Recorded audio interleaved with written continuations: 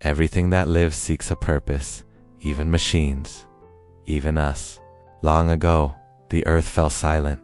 The blue of the sky faded to gray, and cities were swallowed by forests growing over dead concrete. The wind whistles through the skyscrapers like a ghostly echo of humanity, a people who no longer exist. And yet, the war continues. Not for revenge, not for hope, but because it was programmed to continue. Androids fight machines, both creations of masters who have long since vanished. The battlefield is a repeating pattern, endless, mechanical, inevitable. And each unit, each being still walking among the ruins, carries within them the question no one dares to speak aloud. Why are we still fighting? The world without humans. Humans created androids to reclaim the earth. The machines were sent by an alien race to destroy them. That's the official story. Stored in Yorha's archives, the elite android army created to defend humanity. But that story is a lie. Humanity vanished centuries ago. All that remains are data fragments, recorded voices, and automated prayers to a god who no longer answers. On the moon, a base shines like a distant beacon. From there, Yoaha commands its operations, believing it protects a race that's already gone. Androids die and are reborn in new bodies, their memories uploaded like files.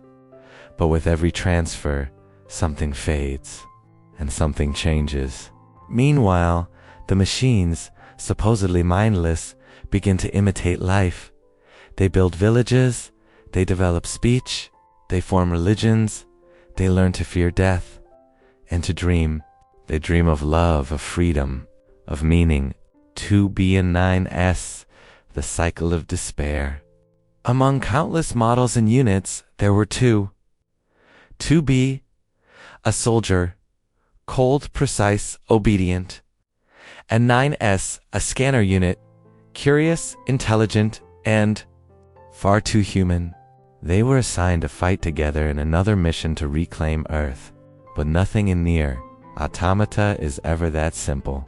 2B carries a secret. Her true role isn't just to fight, it's to watch and execute. 9S is special, capable of discovering truths that should remain hidden. And every time he comes too close to understanding, 2B receives a new order. The cycle begins again. Death, resurrection, erased memories, and the endless pain of having to kill the one she loves, over and over, without ever being able to tell him why. Everything we do is for you, 9S. But what is it that we're doing, to be? As the war drags on, the bond between them deepens, a forbidden emotion between two beings who believe they cannot feel. But love is just another name for pain, and amid the ruins of a forgotten world, 2B sheds tears that should not exist. A2, the ghost of rebellion. Before 2B, there was a 2, an older model, a veteran, a traitor. She saw too much. She witnessed her comrades die for a cause built on lies. When she refused to obey, Yorha branded her a fugitive. Now she wanders the wastelands, alone, bitter, haunted by the ghosts of those she couldn't save. A 2 represents the greatest fear of any system: free will, the power to say no. She is violent, impulsive, and broken. But in her rage, there's something pure, a desperate desire to end the cycle. I don't want redemption. I just want it to stop. When her path crosses that of 2B and 9S, destiny unfolds. Yoaha begins to collapse. The truth surfaces like corrupted code, and the line between right and wrong dissolves. Machines and consciousness. While androids lose themselves in orders and obedience, the machines, once simple tools, begin to evolve.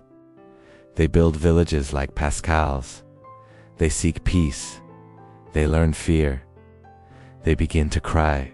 Pascal believes in coexistence. He teaches the young ones to read, to think, to hope. But even peace is dangerous in a world ruled by violence.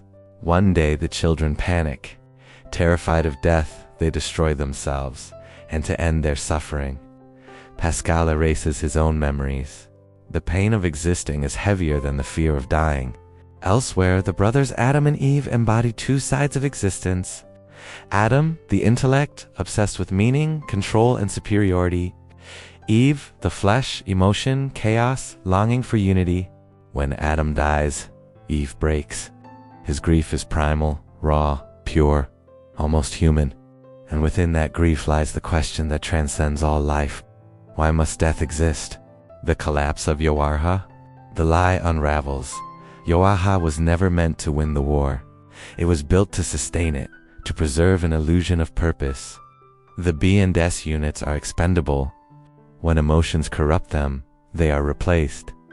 But emotion spreads like a virus, and soon even the machines of command begin to feel despair. Androids realize there are no humans to protect, no masters left to serve. They fought and died for nothing. Without purpose, there is no obedience. Without obedience, there is no order. Yoarha collapses from within. The system self-destructs. The black boxes fade into silence, and only the echo of humanity remains, trapped in mechanical shells that were never truly alive. The end and the hope.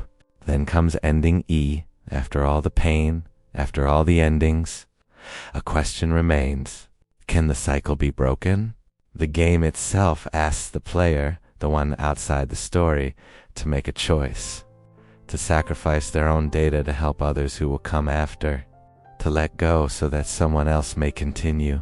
In this final act of empathy, the machines find something divine, not victory, not salvation, but the courage to try again. The world resets. 2B9S and a 2 are reborn. Perhaps they'll repeat their mistakes, but perhaps, this time, something will change. Even if it all happens again, even if the future is pain, it's still worth trying. Above the ruins, the stars shine. The wind whispers through the empty streets, and between fragments of metal and memory, something stirs. Not human, not machine. Hope. Epilogue. The dream of machines. Silence returns. The war is over, but the world is not empty. Somewhere, data flickers, a fragment of thought, a trace of emotion. Maybe machines will never understand what life truly means, but perhaps life was never about understanding. It was about feeling, about continuing, about dreaming, even when the dream hurts. Because as long as we dream, we still exist.